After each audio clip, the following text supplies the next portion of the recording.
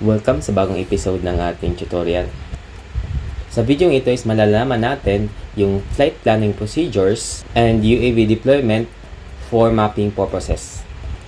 First is kailangan muna natin mag-establish ng ground control doon sa site. So bago tayo pumunta doon sa site na i-aerial survey natin is kailangan muna natin i-familiarize yung area para mapagplanuhan natin ng maayos kung saan natin ilalagay yung mga ground control. So sa case na to, yung ground controls is nilagay ko siya sa mga locations na kung saan magiging balance yung distribution niya doon sa boundary ng area na imamap natin. So ayan, dito is meron tayong 5 ground controls. Which is ito yung i-scatter natin doon sa ground. So ayan, punta tayo doon sa unang location.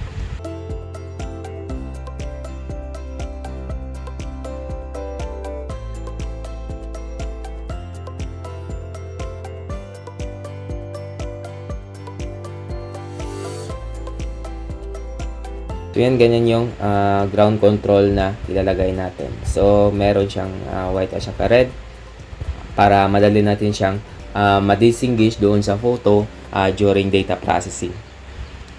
So yan, i-scatter na natin siya doon sa mga locations ayon doon sa ating napagplanuhan.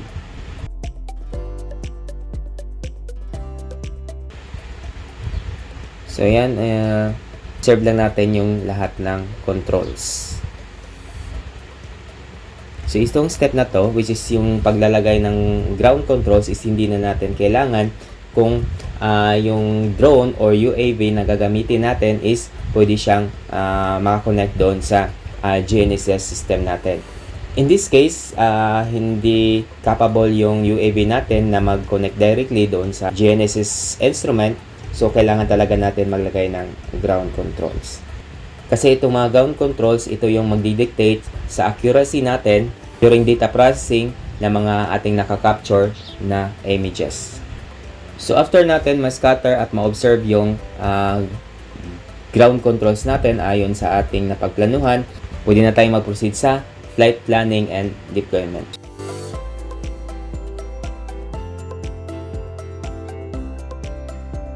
So sa case na to, ang gagamitin natin na software is itong Pix4D Capture Pro.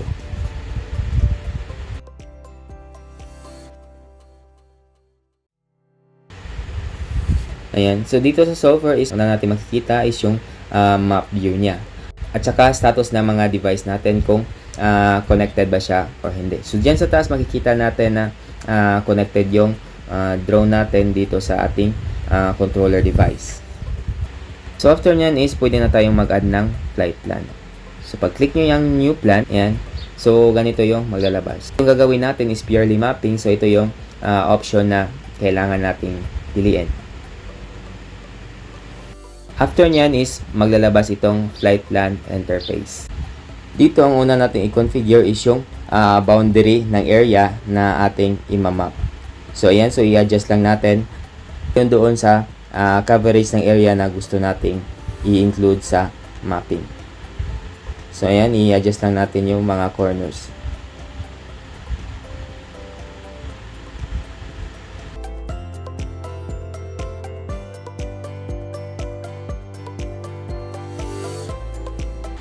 So after nyan is set natin yung tamang orientation ng flight path ayon doon sa gusto natin na orientation. Then i-adjust lang din yung boundary na kung saan dapat yung flight path is makompleto siya. So dyan sa right side ng interface, una natin makikita dyan is yung settings ng flight path, which is merong 2D grid at saka double grid, which is ang output niyan is pwede mo siyang gawin 3D. Ang kaibahan niyan sa single grid is isang set lang yung flight path niya, while dito naman sa double grid is dalawang set ng flight path, which is perpendicular doon sa first na flight path na set natin.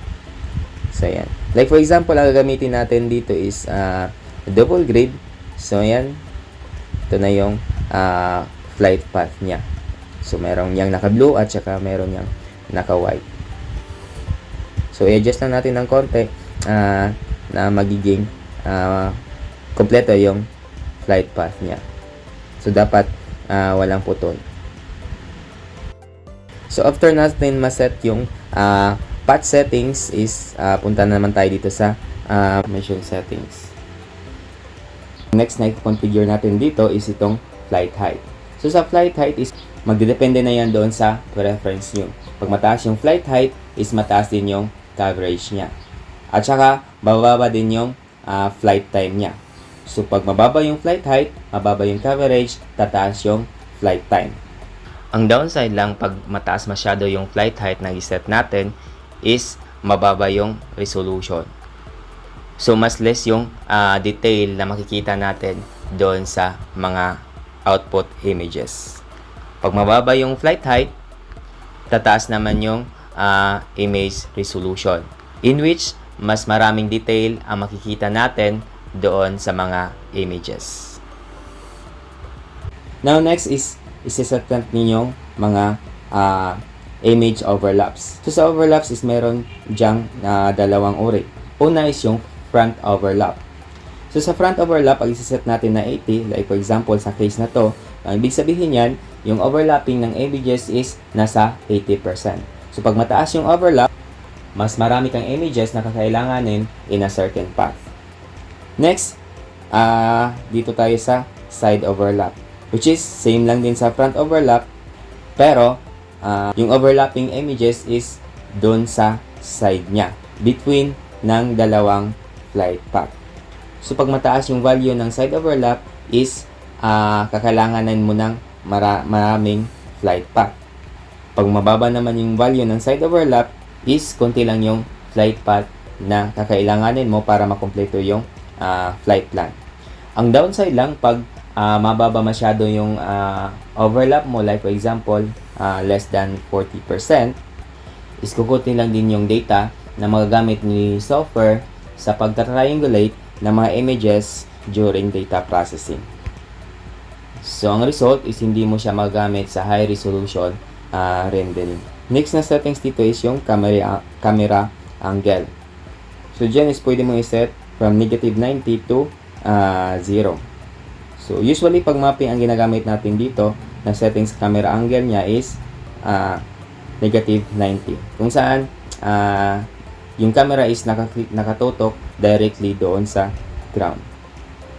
Now last na settings na pwede nating makonfigure dyan is itong drone speed. So pwede mong i-change yung speed ng drone mo o yung UAV ayon doon sa preference mo. So sa akin ang gusto ko itong maximum speed para makompleto na yung mission gamit lamang ang isang battery. So after nyan, pag makompleto natin yung settings is pwede na tayo mag-start ng flight mission. So pwede nating i-deploy yung drone. So yan, hintayin lang natin na ma-upload yung data doon sa drone at saka automatically i-deploy niya yung sarili niya doon sa site.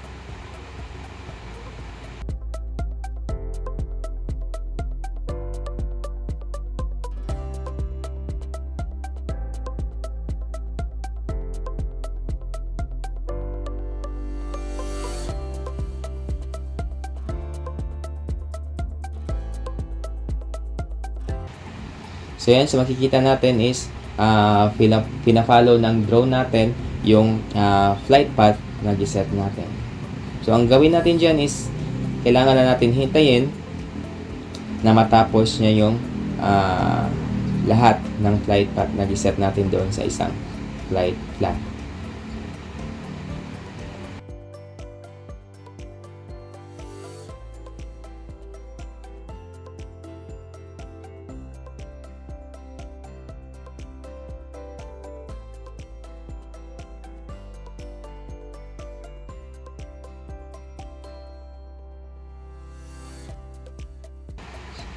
So ayan, pag makumpleto na yung flight plan is may maglabas dito na notice or warning na kumpleto na daw yung mission. So pwede na nating pabalikin yung drone doon sa initial location niya or yung home point niya. So click lang natin yung return to home. So ayan, pag natapos na yung flight plan, ang kailangan natin gawin is i-extract yung data sa flight plan na yan. So kung hindi matapos, like for example, nalolobat yung drone natin, is kailangan natin palitan yung battery at saka i-resume natin yung mission. So pag nakompleto na lahat, i-extract na natin yung data. So i-connect nyo yung drone doon sa PC or sa laptop para ma-extract yung data. So sa pagpa-process ng data is nandun yan siya sa ibang video natin. So ito lang muna sa video ito. I hope na meron kayong natutunan.